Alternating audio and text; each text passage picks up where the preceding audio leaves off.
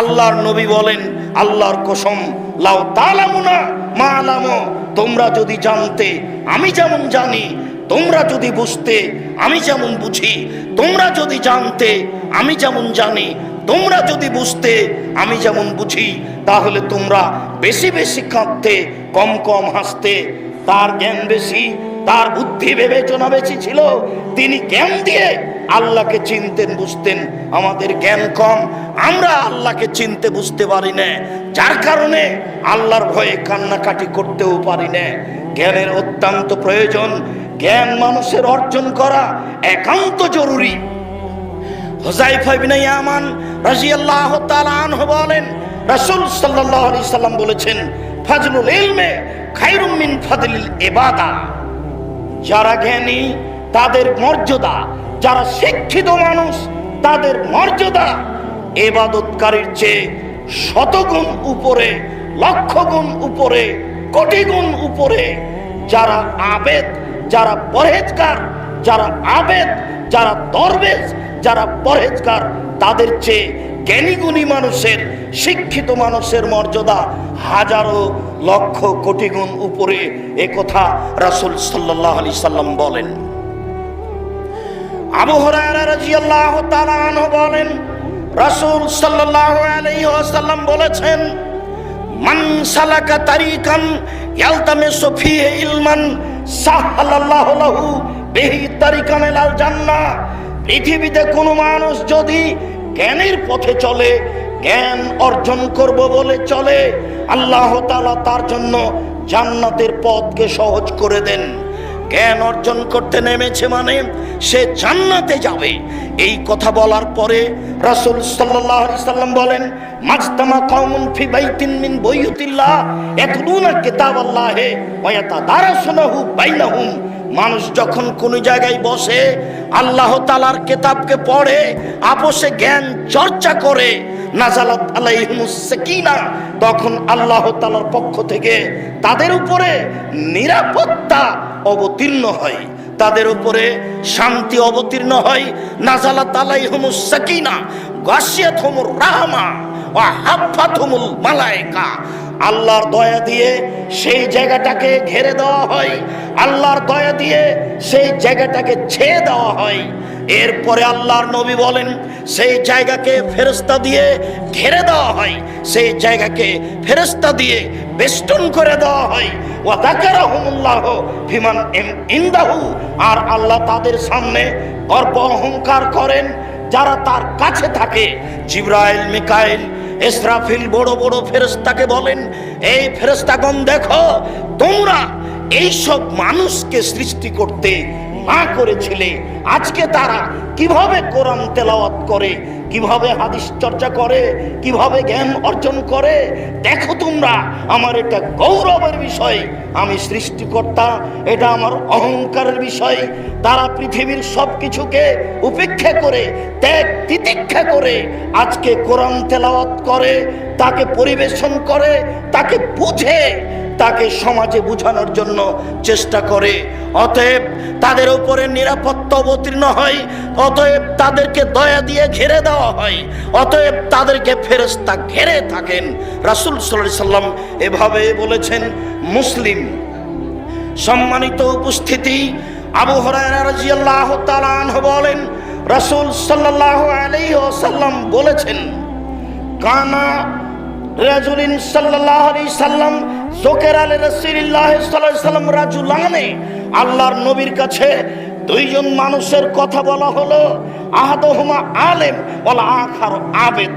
দুইজন লোকের কথা আল্লাহর নবীর কাছে পেশ করা হলো, তার একজন হচ্ছেন আলেম আর একজন হচ্ছেন আবেদ, দরবেশ, ইবাদত বান্দিগি করে। এই পর্যন্ত পেশ করতেই আল্লাহর নবী বললেন, ফাজলুল আলেম আলাল আবেদ কা ফাজলি আদনাকুম আলা আদনাকুম। শুনে রেখো তোমরা, যারা জ্ঞানী গুণী মানুষ, যারা জ্ঞান চর্চা করে, তাদের মর্যাদা, তাদের সম্মান, যারা ইবাদত করে, যারা দরবেশি করে, যারা তাসবিহ তাহলিল করে, যারা জিকির আজকার করে, তাদের উপরে এত বেশি। আমার যেমন মর্যাদা তোমাদের সাধারণের উপরে, যারা মুচির কাজ করে, যারা মেথরের কাজ করে, যারা রিক্সা চালায়, যারা মানুষের বাড়িতে কাজ করে, যারা সমাজের সাধারণ মানুষ, তাদের উপরে আমার মর্যাদা যেমন, আমি মুহাম্মদ সাল্লাল্লাহু আলাইহি সাল্লাম সাধারণ মানুষের উপরে আমার মর্যাদা যেমন, আমার সম্মান যেমন, ঠিক আলেমের মর্যাদা, জ্ঞানী মানুষের মর্যাদা তেমন সাধারণ মানুষের উপরে। কি দিয়ে বোঝায় আপনাকে আমি জ্ঞান চর্চা করা কি জিনিস, জ্ঞানী মানুষ কারা, জ্ঞান কত মর্যাদাপূর্ণ জিনিস। এরপরে রাসূল সাল্লাল্লাহু আলাইহি সাল্লাম বলেন, শুনে রেখো, ইন্নাল্লাহা ওয়া মালায়েকাতাহু ওয়া আহলাস সামাওয়াতি ওয়াল আরদ ওয়াল হিতান ফি জাওফিল মায়ে ওয়ান নামলা ফি জুহরিহা লা ইসাল্লুনা আলা মুআল্লিমিন নাসিল খায়রা। সম্মানিত দিনী ভাই, রাসূল সাল্লাল্লাহু আলাইহি সাল্লাম বলেন, নিশ্চয় আল্লাহ, নিশ্চয় ফেরেশতা, নিশ্চয় আকাশ, নিশ্চয় জমিন, নিশ্চয় আকাশ জমিনের মধ্যে যা কিছু আছে, পদার্থ, জড় পদার্থ, সবকিছু, এমনকি পানির পেটে মাছ, এমনকি গর্তের মধ্যে পিপিলিকা, সবাই আল্লাহকে বলে, আল্লাহ এই লোকটা কল্যাণের কথা বলে, এই লোকটা জ্ঞান চর্চা করে, তুমি তার প্রতি দয়া করো, তাকে ক্ষমা করে দাও। আকাশ বলে, এই আলেমকে ক্ষমা করে দাও। জমিন বলে, আলেমকে ক্ষমা করে দাও। পানির পেটে মাছ বলে, একে ক্ষমা করে দাও। গর্তের মধ্যে পিপিলিকা বলে, একে ক্ষমা করে দাও। যত কিছু দেখছেন, এই সামিয়ানা দেখছেন, এই চট দেখছেন, এই মাইক দেখছেন, এই মোবাইল দেখছেন, এই ব্যাগ দেখছেন, এই কাপড় চোপড়, সারা পৃথিবীর সব কিছু, জীবজন্তু, কীট পতঙ্গ, পদার্থ, জড় পদার্থ, সব কিছুই আল্লাহর দরবারে বলে, আল্লাহ এই লোকটাকে তুমি ক্ষমা করে দাও। এ হলো আলেম, এই জ্ঞান চর্চা করে। আপনাকে আমি কি দিয়ে বুঝাই তার মর্যাদা কত বেশি? আপনাকে আমি কি দিয়ে বুঝাই বিদ্যা কি জিনিস? আপনাকে আমি কি দিয়ে বুঝাই বিদ্যা অর্জনের ব্যবস্থা করা কত জরুরি, সমাজে কত প্রয়োজন? যেই সমাজের লোক অধপতনে চলে গেছে, যেই সময়ে হারামকে বলছে হালাল, যেই সময়ে জেনাকে বলছে বৈধ, যে সময়ে সুদকে বলছে বৈধ, যে সময়ে বদনাম, গীবাত, পরনিন্দাকে বলছে বৈধ, সেই সমাজে জ্ঞান অর্জন করা, জ্ঞান অর্জনের ব্যবস্থা করা কত উত্তম, আপনাকে আমি কি দিয়ে বুঝাই? কাসির ইবনে কায়েস রাদিয়াল্লাহু তাআলা আনহু বলেন, কুনতু জালিসান মা আবি দারদা ফি মসজিদে দামাস্কিন, আমি কাসির ইবনে কায়েস সিরিয়ার দামাস্কের মসজিদে আবু দারদার পাশে বসেছিলাম। ফাজাহু রাজুলুন, হঠাৎ একটা লোক তার নিকটে এসে উপস্থিত হলো, এসে বলল, ইন্নী জিতুকা মিন মদিনাতির রাসূল বালাগানি আন্নাকা তুহাদ্দিসুহু আন রাসূলিল্লাহ সাল্লাল্লাহু আলাইহি সাল্লাম। হে আবু দারদা, আমি রাসূলের মদিনা থেকে আপনার কাছে এসেছি একটা হাদিস শিক্ষার জন্য।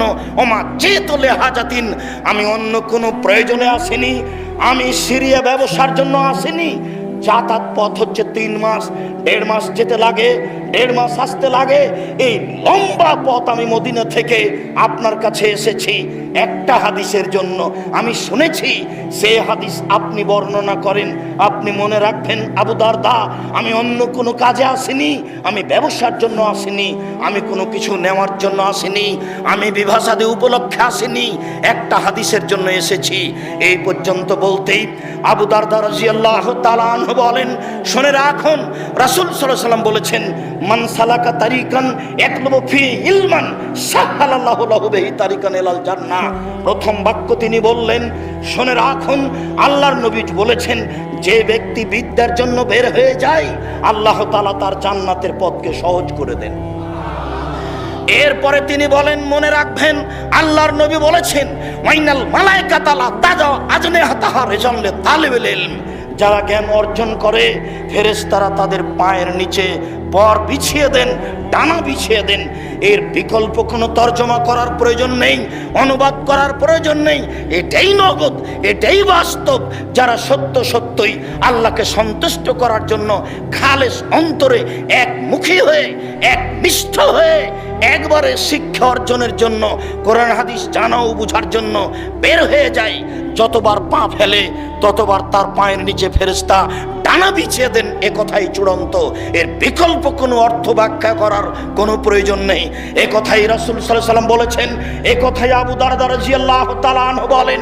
তিনি তারপরে বলেন, শুনুন, আল্লাহর নবী বলেছেন, আইনা ফাদলাল আলেম আলাল আবেদ কাফাজিল কামারে লাইলাতুল বদরে আলা সাইরিল কাওয়াকিব। একজন আলেমের মর্যাদা সাধারণ মানুষের উপরে 15 দিনের চন্দ্র যেমন সমস্ত তারকার মাঝে, একজন আলেমের মর্যাদা সাধারণ মানুষের উপরে 15 দিনের চন্দ্র যেমন লাখো কোটি তারকার মাঝে। বলুন তো, 15 দিনের চন্দ্র আকাশে টকটক করছে, ঝকঝক করছে, তখন তো তারকা কিছু বোঝা যায় না। এই চন্দ্র কাছে তারকা যেমন, আলেমের কাছে সাধারণ মানুষ তেমন। এই কথা আল্লাহর নবী বলেছেন। তারপরে তিনি বললেন, শুনুন, আল্লাহর নবী বলেছেন, ইন্নাল আলেম ইস্তাগফির লাহু মান ফিস সামাওয়াতি ওয়া মান ফিল আরদ ওয়াল হিতান ফি জাওফিল মায়ে।